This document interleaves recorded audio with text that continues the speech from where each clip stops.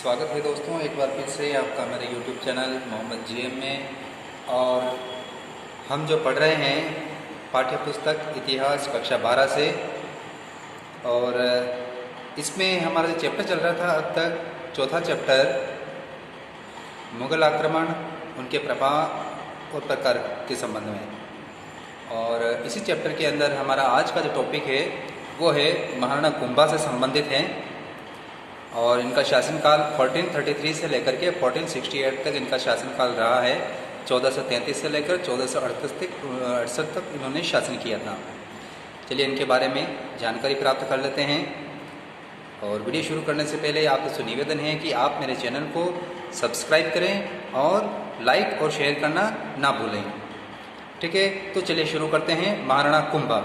महाराणा कुंभा का राज्यारोहण हुआ था जब ये राजा बने। सन 1433 में ये शासक बने, मेवाड़ के राजा बने ये। इनके पिता का नाम था महाराणा मोकल, ठीक है, और माता का नाम था इनका सौभाग्य देवी। शासक बनने के बाद में जब ये राजा बने, तो राजा बनने के बाद में जैसा कि हर एक राजा के साथ होता है, शासक के साथ होता है कि उसको किसी न किसी आंतरिक और बाहरी कठिनाइयों का सामना करना ही पड़ता है। आंतरिक कठिनाइयों का मतलब होता है उसके अपने ही परिवार में उसके विरोध करने वाले होते हैं जो उसको हटा करके शासक बनना चाहते हैं, ठीक है। और बाह्य कठिनाइयों में दूसरे राज्य, यानी कि जब नया नया राजा बनता है कोई, ठीक है, परिवार में, खानदान में भी उसका विरोध होता है, ठीक है ना। बहुत सारे लोग उसको सपोर्ट करते हैं, बहुत सारे लोग सपोर्ट नहीं करके दूसरे को शासक बनाना चाहते हैं, ठीक है ना। ये तो आंतरिक तौर पे हो जाता है। और बाहरी तौर पे दूसरे राज्य उसके वहाँ पर जो गतिविधियाँ चल रही होती है आंतरिक तौर पे, उसका फ़ायदा उठाने की कोशिश करते हैं। और फ़ायदा उठाने के लिए वो उस राज्य पर आक्रमणकारी गतिविधियाँ करते हैं कि चलो यहाँ पे अभी हालात ख़राब है, चलो इसके ऊपर हमला करके कब्जा कर लेते हैं, ठीक है ना। तो इस तरह की कठिनाइयाँ होती है। तो इस तरह की कठिनाइयाँ महाराणा कुंभा के सामने भी आई।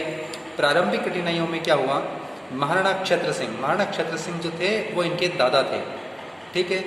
महाराणा क्षत्र सिंह की दूसरी पत्नी जो कि मारवाड़ से थी, ठीक है,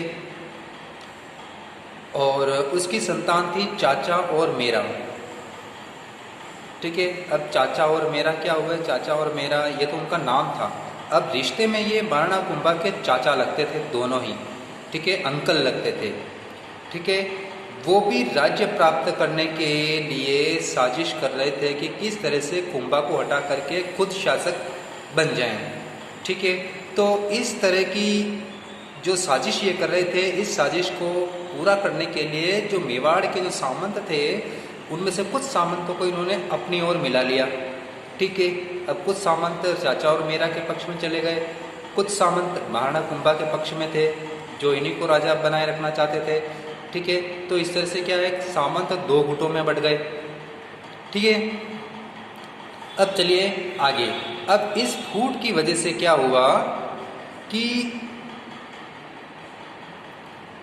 सामंत, अब इनमें से कुछ सामंत ऐसे भी थे जो कि ये देख रहे थे कि चलो राजा कमज़ोर है, उसके सामने बहुत सारी परेशानियां हैं, परिवार में भी उसका विरोध हो रहा है, ठीक है। तो ऐसा करते हैं कि हम खुद अपना एक अलग राज्य बना लेते हैं। तो स्वतंत्र होने की वो कोशिश कर रहे थे कि मेवाड़ के नियंत्रण से स्वतंत्र होकर के अपना खुद का राज्य कायम करें। लेकिन कुंभा जो कि बहुत ही योग्य शासक था, उसने क्या किया कि जो स्वतंत्र होना चाहते थे उनको दबा दिया। अब जो चाचा और मेरा के पक्ष में थे, ठीक है, अब उनके खिलाफ भी इसने कार्रवाई की। तो उस कार्रवाई में क्या हुआ कि चाचा और मेरा जो कि इसके अंकल थे वो मारे गए। लेकिन इनके पुत्र, ठीक है, उनके पुत्र जिसमें एक का नाम था एक्का, ठीक है, दूसरे का नाम था मेहता पवार, ये दो इनके पुत्र थे जो कि रिश्ते में एक्का और मेहता पवार दोनों ही कुंभा के भाई लगते थे। अब ये यहाँ से भाग करके, चित्तौड़ से भाग करके जो मालवा का सुल्तान था महमूद खिलजी, उसकी शरण में चले गए कि आप हमें शरण दे दो, नहीं तो कुंभा हमें मार डालेगा। तो इस तरह से वो चले गए। अब मेवाड़ और मालवा के संबंध, जब ये दोनों भाग करके जो कि कुंभा के शत्रु थे महमूद खिलजी के पास चले गए, तो उसके बाद क्या है कि दोनों राज्यों के संबंध में एक टर्न आ जाता है, एक मोड़ आ जाता है, ठीक है। अब क्योंकि दोनों ही राज्यों में, यानी कि मेवाड़ और मालवा में, दोनों ही जगह शासक जो थे, राजा थे जो थे, वो योग्य थे और महत्वाकांक्षी थे।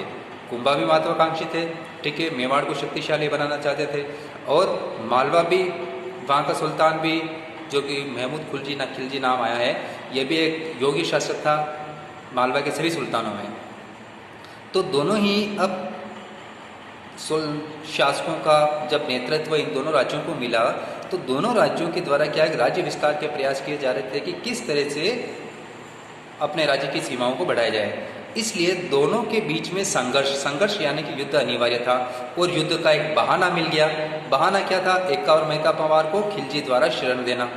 ठीक है, अब दोनों के बीच में युद्ध का तात्कालिक कारण जो था वो यही था कि जो कुंभा के जो विद्रोही थे यानी कि एक्का और मेहता पवार, इनको उसके द्वारा शरण देना था, ये मेन कारण बन गया। ठीक है, जिसकी वजह से दोनों के बीच में युद्ध हुआ। लेकिन युद्ध से पहले कुंभा ने कोशिश की कि युद्ध ना हो, तो इसके लिए उसने सुल्तान महमूद खिलजी से एक डिमांड रखी कि आप हमारे शत्रुओं को हमारे हवाले कर दीजिए तो युद्ध नहीं होगा। लेकिन उनकी इस मांग को, कुंभा की मांग को सुल्तान महमूद खिलजी ने ठुकरा दिया कि हम आपकी मांग को नहीं मानेंगे, आपको जो करना हो जो कर लो। ठीक है, तो उस स्थिति में क्या हुआ कि 1437 में दोनों के बीच में युद्ध हुआ, जिसको कहा जाता है सारंगपुर का युद्ध। सारंगपुर नामक स्थान पर हुआ, इसलिए इसको सारंगपुर का युद्ध कहते हैं। ठीक है, अब इस युद्ध में महमूद खिलजी की पराजय हुई, और युद्ध में ही जब वो हार गया तो कुंभा ने उसको बंदी बना लिया, और बंदी बना करके ये चित्तौड़ लेके आ गया। अब बंदी बनाने का ये मतलब नहीं है उसको जेल में डाल दिया, ऐसा भी नहीं है। उसको महल में पूरे रात से ठाट बाट तक 6 महीने तक रखा उसको, लेकिन नज़रबंद रखा कि वो अपने महल से बाहर नहीं निकल सकता है। ठीक है, बाकी हर सुविधा उसको वहाँ पर थी। अब 6 महीने बाद जो है महाराणा कुंभा ने चित्तौड़ दुर्ग में कैद में रखने के बाद उसको रिहा कर दिया, महमूद खिलजी को छोड़ दिया, और उसका राज्य यानी कि मालवा भी उसको लौटा दिया कि आप अपने राज्य में जाओ और राजपाट करो, वहाँ पे अपना शासन संभालो। लेकिन यहाँ से जाने के बाद महमूद खिलजी, क्योंकि वो हार गया था लड़ाई में, ठीक है, और अपमानजनक तरीके से उसको चित्तौड़गढ़ दुर्ग में रखा। भले ही उसको हर तरह की सुविधा थी, लेकिन एक राजा के साथ अगर इस तरह का बर्ताव होता है तो वो उसको अपना अपमान मानता है। तो इस अपमान का और अपनी हार का बदला लेने के लिए उसने कुंभलगढ़ पर आक्रमण किया। ठीक है, कुंभलगढ़, यहाँ पर यह चित्तौड़ और यह दूसरा राज्य इधर मालवा। ठीक है, अब कुंभलगढ़ दुर्ग था इस तरफ, तो इसकी सेनाएं इधर से होकर के इन्होंने कुंभलगढ़ पर आक्रमण कर दिया। ठीक है, 7 दिन तक दोनों के बीच में छिटपुट लड़ाइयाँ चलती रही दोनों सेनाओं के बीच में। लेकिन फिर भी क्या हुआ कि कुंभलगढ़ के दुर्ग पे इसका अधिकार तो हो गया महमूद का, लेकिन उसको लड़ाई में बहुत ही हानि उठानी पड़ी, बहुत सारी सेना उसकी नष्ट हो गई। ठीक है ना, बहुत सारे सैनिक मारे गए। ठीक है, साधन सुविधाएं भी उसकी नष्ट हुई। तो ऐसे में वो निराश हो गया, और निराश होकर के उसने दुर्ग के अंदर जो मंदिर थे उन मंदिरों को उसने तोड़ा फोड़ा, क्षति पहुंचाई, हानि पहुंचाई उनको। और इसके बाद उसने जो है, अब कुंभलगढ़ को तो उसने जीत ही लिया था। कुंभलगढ़ जीतने के बाद इसने चित्तौड़ पर आक्रमण किया, लेकिन वो असफल रहा। असफल आक्रमण किया उसने, यानी कि उसका आक्रमण असफल हो गया, यानी कुंभा ने उसको हरा दिया। ठीक है, अब ये कुंभलगढ़, ये चित्तौड़, ये मालवा और ये क्या मांडलगढ़ उत्तर में भीलवाड़ा की तरफ, चित्तौड़ से भीलवाड़ा रूट पर आता है। ठीक है, तो इसने यहाँ पे अटैक किया। पहले तो इसने यहाँ पे अटैक किया, फिर यहाँ से इसने यहाँ अटैक किया। जब इसका अटैक असफल हो गया तो ये यहाँ से मांडलगढ़ की तरफ गया और उसके ऊपर आक्रमण किया, लेकिन यहाँ पर भी वो हार गया। ठीक है, उसके बाद में जो है कुंभा ने कुंभलगढ़ के दुर्ग पर वापस अधिकार कर लिया था। ठीक है, वापस मेवाड़ के अधिकार में आ गया कुंभलगढ़। इसके बाद बात करते हैं मेवाड़ और गुजरात के संबंध। मेवाड़ में भी मुस्लिम शासन था, गुजरात में भी उस समय मुस्लिम शासन था, और गुजरात का शासक जो था उस समय उसके सामने भी बहुत सारी कठिनाइयाँ थी, जैसे कुंभा के सामने थी। ठीक है, लेकिन उसने अपनी कठिनाइयों का धीरे धीरे जो है समाप्त कर दिया, सोल्व कर लिया अपनी कठिनाइयों को। और अब ये भी चाहता था कि गुजरात के राज्य को बढ़ाया जाए। अब राज्य को बढ़ाएगा किस तरफ? ठीक है, अब ये स्थिति, ये गुजरात इस तरफ, ये मालवा इस तरफ, ये चित्तौड़ इस तरफ, ठीक है ना, ये कुंभलगढ़ हो गया, ये मांडलगढ़ हो गया। ठीक है, अब साम्राज्य विस्तार के लिए इसको उत्तर की ओर आना था। ये इधर बढ़ने का प्रयास कर रहा था खिलजी। चित्तौड़ की ओर।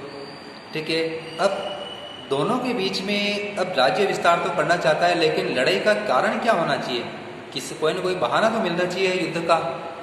तो ऐसे में क्या हुआ कि उस समय नागौर मुस्लिम शासन में था उस समय, और 1456 में जो नागौर का शासक था उस समय फिरोज खान। ठीक है, कोई फिल्मी फिरोज खान मत समझ लेना उसको, ठीक है ना, फिरोज खान था उस वहाँ का राजा। ठीक है, जब वो मर गया तो उसका बेटा शम्स खान वहाँ का शासक बना। ठीक है, वहाँ का सुल्तान बना। लेकिन जो फिरोज खान का छोटा भाई था, फिरोज खान का छोटा भाई यानी शम्स खान का जो चाचा जो था, अंकल, ठीक है, उसने विद्रोह कर दिया और शम्स खान को उसने हरा दिया और उसको नागौर से भगा दिया। तो शम्स खान नागौर से भाग करके वो कहाँ आया, कुंभा के पास में, कि आप हमारी मदद करो। ठीक है, और उसने क्या मदद मांगी और राज्य वापस दिलाने की भी प्रार्थना की कि आप मेरी मदद कीजिए ताकि मेरे चाचा को हरा करके मैं वापस वहाँ का सुल्तान बन जाऊँ, नागौर का शासक बन जाऊँ। ठीक है, तो कुंभा ने इसको सहायता की, इसको एक सेना दी, और कुंभा के द्वारा जो दी गई सेना की सहायता उसने नागौर पर अधिकार कर लिया फिर से। लेकिन जो सहायता की, उस सहायता की एक शर्त थी कि नागौर का जो किला है, उस नागौर के किले की वो कभी मरम्मत नहीं कराएगा। ठीक है, लेकिन उसकी पालना नहीं की। कुंभा ने कहा कि भाई आप इसको रिनोवेशन नहीं कराओगे इसका, लेकिन उसने रिनोवेशन यानी कि उसकी मरम्मत करानी शुरू कर दी।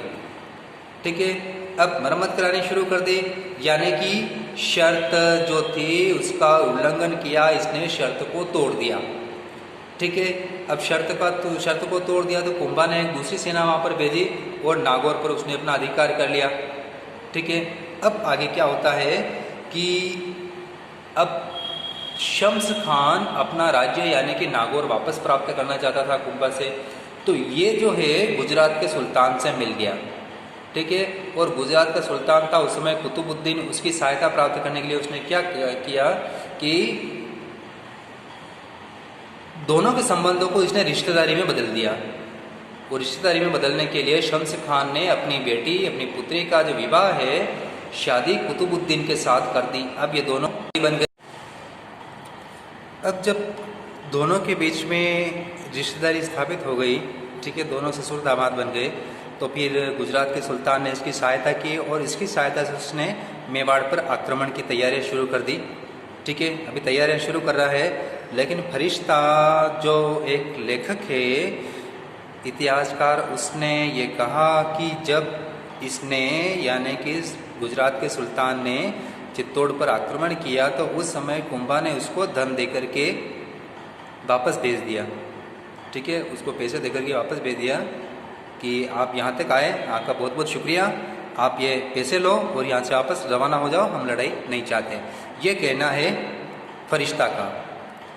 ठीक है, अब गुजरात और मालवा के बीच में संधि हुई, दोनों के बीच में समझौता हुआ, जो कि चंपानेर की संधि इसको कहा जाता है, 1456 में हुआ था। तो दोनों राज्यों ने अभी संधि में क्या किया कि दोनों राज्य कौन, गुजरात और मालवा, दोनों मिलकर के एक साथ चित्तौड़ पर आक्रमण करेंगे, मेवाड़ पर आक्रमण करेंगे। ठीक है, चंपानेर के नामक स्थान पर हुई थी, इसलिए इसको चंपानेर की संधि कहते हैं। ठीक है, अब इसकी शर्तें क्या थी कि मेवाड़ का जो दक्षिण का जो इलाका होगा, उस इलाके पर गुजरात का अधिकार होगा, और मेवाड़ के केंद्रीय भाग यानी कि चित्तौड़ और अहिरवाड़ा जो चित्तौड़ का जो इलाका था वो मालवा की सीमा से लगा हुआ था। तो चित्तौड़ और अहिरवाड़ा पर मालवा का अधिकार होगा और दक्षिणी भाग पर गुजरात का अधिकार होगा, इस तरह से। और उस समय सिरोही का जो शासक था, उस शासक की प्रार्थना पर उसने कुतुबुद्दीन से प्रार्थना की, गुजरात के सुल्तान से, कि आप जो है मेवाड़ पर आक्रमण करके जो आबू का जो किला है, माउंट आबू, ठीक है ना, आबू का किला जो है उसके ऊपर आप अधिकार कर लो और वो जो है आप आबू जो है हमें दिलवा दीजिए। ठीक है, अब जब सिरोही शासक ने प्रार्थना की तो उसकी प्रार्थना को स्वीकार कर लिया, और ये जो है यानी कुतुबुद्दीन चित्तौड़ की ओर बढ़ा ये अपनी सेना लेकर के, और महमूद खिलजी मालवा की तरफ से चित्तौड़ पर इसने आक्रमण किया। ये चित्तौड़, ये गुजरात और ये मालवा, ये इधर से चित्तौड़ की तरफ बढ़ा और ये इधर से चित्तौड़ की तरफ बढ़ा, कि दोनों मिलकर के एक साथ हमला करेंगे और शायद कुंभा जो है दोनों के संयुक्त आक्रमण को झेल नहीं पाएगा और वो हार जाएगा, ये इनका सोचना था। अब फरिश्ता यहाँ पर क्या कहता है कि उसने दोनों को धन देकर के वापस लौटा दिया उसको, जो भी कि अभी अपन ने पढ़ा है, ठीक है, कि उसको पैसे देकर के उन दोनों को जो है वापस रवाना कर दिया, जो कि बात हमें सही नहीं लगती है क्योंकि कुंभा जो है बहुत ही वीर और साहसी था, इसके पास भी एक बड़ी और शक्तिशाली सेना थी और दोनों ही शासकों को जो है इसने युद्ध में हराया हुआ है, ठीक है। इसलिए हमें इसकी फरिश्ता की बात पर विश्वास नहीं होता है कि इस तरह का कुछ हुआ होगा, ठीक है। और ऐसा ही जो कीर्ति स्तंभ की जो प्रशस्ति है, कीर्ति स्तंभ चित्तौड़गढ़ के दुर्ग में है, और रसिक प्रिया जो कि कुंभा की रचना है, एक पुस्तक है जो कि कुंभा ने लिखी थी। इसमें इन दोनों ही में ये दिया हुआ है कि कुंभा ने मालवा और गुजरात दोनों को पराजित किया, दोनों को युद्ध में हराया हुआ है, ठीक है। अब जब इन दोनों को हरा दिया तो इस विजय के बाद कुंभा ने हिंदू सुल्तान, ठीक है, यानी कि हिंदुओं के संकट को टालने वाला, ठीक है, ये उपाधि इसने, हिंदू सुल्तान की उपाधि इसने धारण की। इसकी मृत्यु हुई 1468 में। और कैसे हुई? कुंभा का पुत्र जिसका नाम था उदा, ठीक है, या उसको उदकर्ण भी कहते हैं इसको, ठीक है। तो उदा ने इसको रात में जब ये सो रहा था तो इसको मार दिया, चित्तौड़ के किले में इसको मार दिया, ठीक है। तो इस तरह से एक बहुत ही वीर और साहसी जो शासक था मेवाड़ का, उसका अंत बहुत ही दुखद हुआ। और ये भी कहा जाता है कि महाराणा कुंभा के अंतिम समय में उसकी मानसिक स्थिति कुछ सही नहीं थी, ठीक है ना, इस तरह से। अब बात करते हैं कुंभा की सांस्कृतिक उपलब्धियों पर, यानी कि उसके शासनकाल की जो विशेषताएं, उसने क्या क्या काम करवाए उसके बारे में देख लेते हैं। इसमें देखिए आप कि कुंभा जो है एक बहुत ही वीर योद्धा था, कला प्रेमी था और विद्यानुरागी शासक। कला प्रेमी यानी कि उसने बहुत सारे निर्माण कार्य भी बनवाए, इमारतें, मंदिर, बिल्डिंग्स उसने बनवाई। और विद्यानुरागी, विद्या का अनुरागी शिक्षक, यानी कि वो स्वयं भी विद्वान था और विद्वानों का वो शरणदाता था। और युद्ध में स्थिर बुद्धि, यानी कि ठंडे दिमाग से काम लेता था, वो एकदम जोश में आकर के कुछ नहीं करता था, आगे पीछे सोच करके बहुत ही प्लानिंग करके सारी कार्यवाही वो करता था, इसलिए इसको स्थिर बुद्धि कहा गया है। अब एकलिंग महात्म्य, एकलिंग महात्म्य जो है एक शिलालेख है जो कि एकलिंग जी में लगा हुआ है, ठीक है। उसमें ये कहा गया है कि महाराणा कुंभा जो है, महाराणा कुंभा वेद, स्मृति, मीमांसा, उपनिषद, व्याकरण, राजनीति, साहित्य, इन सभी विधाओं में वो निपुण था, विद्वान था। फिर महान संगीतज्ञ भी था वो। महान संगीतज्ञ के अंतर्गत उसको अभिनव भारताचार्य भी उसको कहा जाता है, ठीक है। और वीणा वादन, यानी कि वीणा बजाने में वो प्रवीण था, कुशल था, यानी कि अच्छा वीणा वादक था। अब प्रमुख ग्रंथ स्वयं महाराणा कुंभा के हाथ के लिखे हुए उनके ग्रंथ, जिसमें संगीत राज, संगीत मीमांसा, संगीत क्रम दीपिका, सुड़ प्रबंध, ये इनकी रचनाएं हैं कुंभा की। और साथ ही काम राज रतिसार, ये भी इनकी रचना है। अब बात करें संगीत राज जो कि महाराणा कुंभा की रचना है, उसके 5 भाग हैं, जिसमें पाठ रत्न कोश, गीत रत्न कोश, वाद्य रत्न कोश, नृत्य रत्न कोश और रस रत्न कोश, ये इसके 5 भाग हैं। इसके अलावा इसने जो पुस्तक लिखी कुंभा ने, वो थी चंडी शतक की व्याख्या। और उसके समय में गीत गोविंद की रचना भी हुई थी, जिसका रचनाकार कौन था? जयदेव, ठीक है। ये आपने पहले पिछली क्लासों में पढ़ा हुआ है, ये नाम पिछली क्लासों में आया हुआ है, जयदेव की गीत गोविंद की रचना। और इनके समय में जो दूसरे जो विद्वान थे, उनके द्वारा लिखी हुई जो प्रमुख रचनाएं हैं, उनमें सारंग देव की लिखी हुई पुस्तक संगीत रत्नाकर, ये सभी संगीत पर लिखे हुए ग्रंथ हैं, ठीक है, सारे के सारे। इसके ऊपर इसने टीकाएं लिखी। टीकाएं का मतलब कमेंट, उसका स्पष्टीकरण, उसकी व्याख्या। अब बात करते हैं विजय स्तंभ प्रशस्ति की। जो चित्तौड़गढ़ के दुर्ग में विजय स्तंभ है, उस विजय स्तंभ के नीचे एक शिलालेख लगा हुआ है, जिसको विजय स्तंभ प्रशस्ति कहा जाता है। फिर कीर्ति स्तंभ और है वहाँ पे, कीर्ति स्तंभ पर भी एक प्रशस्ति लगी हुई है। फिर कुंभलगढ़ प्रशस्ति, कुंभलगढ़ का दुर्ग देखा हो आपने, जो वहाँ का जो मेन गेट है, उस गेट के अंदर जब आप अंदर जाते हैं तो गेट के एकदम सामने एक प्रशस्ति, एक शिलालेख लगा हुआ है, ठीक है, उसको कुंभलगढ़ प्रशस्ति कहा जाता है। ये इनके प्रमुख रचनाएं हैं। फिर राणो रासो की उपाधि महाराणा कुंभा के पास थी। ठीक है, राणो रासो का मतलब होता है विद्वानों का संरक्षक, यानी कि विद्वानों की सुरक्षा करने वाला, उनकी रक्षा करने वाला, उनको शरण देने वाला। फिर मंडन की बात करते हैं। ये सभी जो है उसकी सांस्कृतिक उपलब्धियों में आते हैं। मंडन उसका मुख्य वास्तुकार था। ठीक है, यानी कि भवन निर्माता, इंजीनियर, उस समय का बहुत ही टॉप क्लास इंजीनियर था। इसने देव मूर्ति प्रकरण, यानी कि देवताओं की मूर्तियां कैसे बनाई जाती है, उसमें किस चीज़ का ध्यान रखा जाना चाहिए।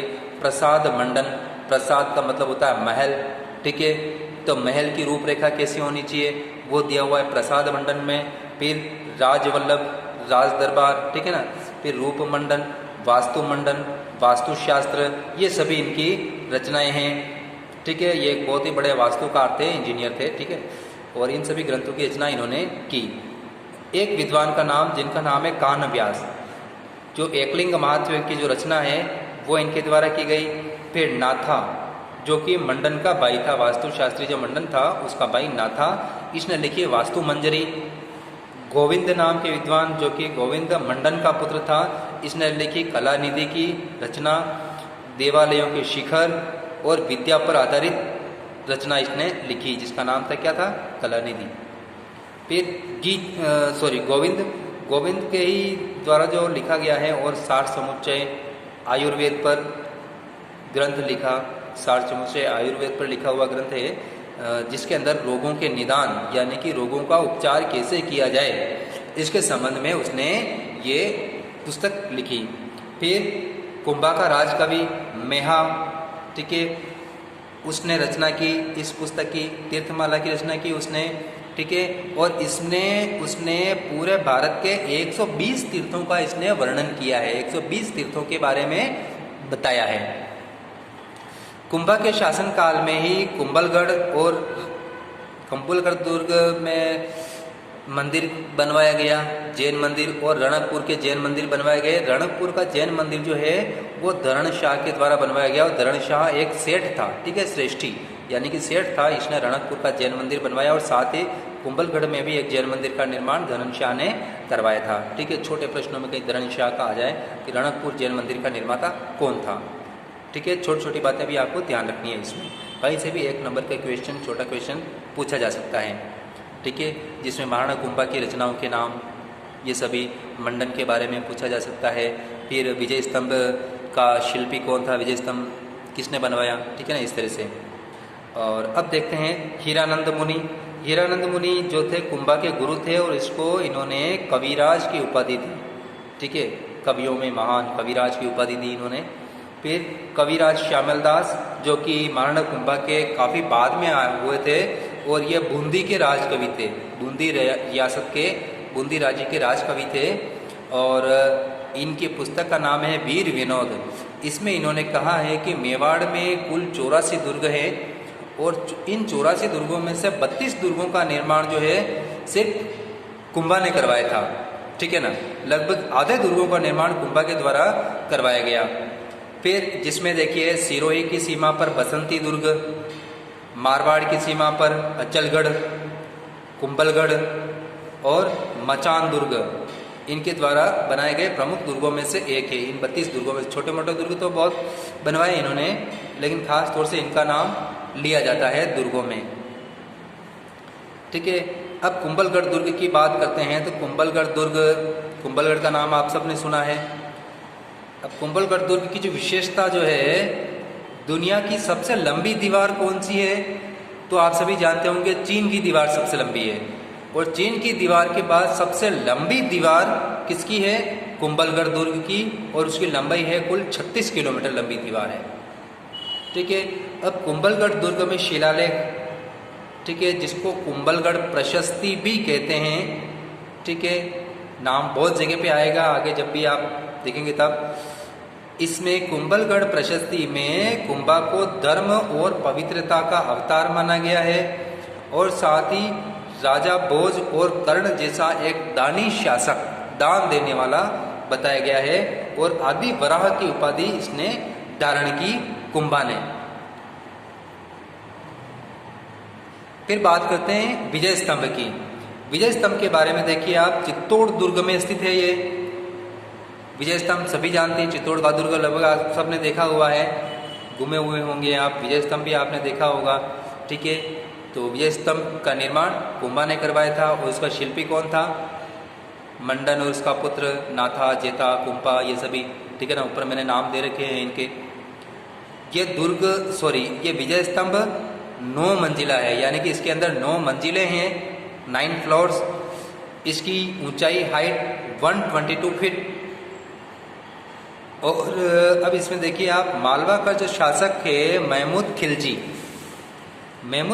पर जब इसने विजय प्राप्त की थी, आपको पता होगा, अभी हमने इसी वीडियो में देखा है, सारंगपुर का युद्ध जो हुआ था महमूद खिलजी और इसके बीच में, किसके बीच में? कुंभा के बीच में। उसमें इसने विजय होने पर इसका निर्माण करवाया था। और इसका निर्माता कौन? विजय स्तंभ का जेता, नापा, पोमा और पुंजा।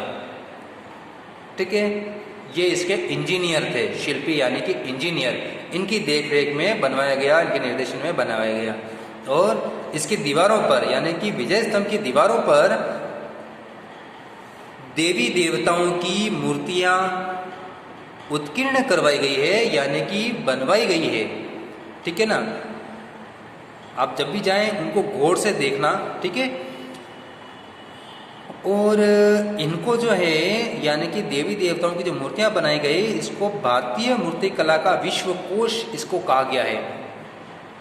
यानी कि भारतीय मूर्ति कला में मूर्ति निर्माण के अंतर्गत जितना भी विकास हुआ है अब तक का, वो विकास आप विजय स्तंभ की दीवारों पर देख सकते हैं। नीचे से लेकर के ऊपर टॉप फ्लोर तक मूर्तियां बनी हुई है, उसमें छोटी छोटी मूर्तियां। इसीलिए डॉक्टर गोपीनाथ शर्मा ने इसको क्या नाम दिया है? हिंदू देवी देवताओं का संग्रहालय कहा है इसको, म्यूजियम कहा है इसको। गौरी शंकर हीराचंद ओझा ने इसे पौराणिक देवताओं के अमूल्य कोश की संज्ञा दी है।